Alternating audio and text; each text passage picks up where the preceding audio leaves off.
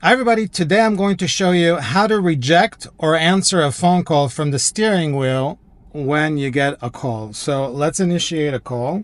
Alright, so as you can see here, there's a little illustration here that shows that if you do left or right, it would either right cancel, disconnect, or left answer. And this is with the left scroll wheel.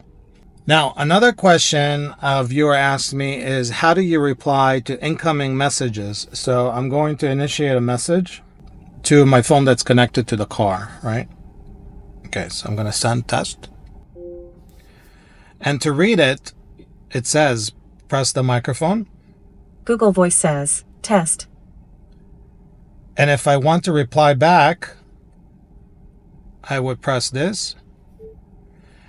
Hey, everything's fine, just send this message. And you press one time to send. And then message sent. So everything is done with the microphone button on your steering wheel. Okay? So if this video helped you, please thumb up, subscribe, and I will catch you in the next video. If you have any comments or questions, other questions, or suggestions for new videos, let me know. I will try my best. Have a wonderful day, and bye.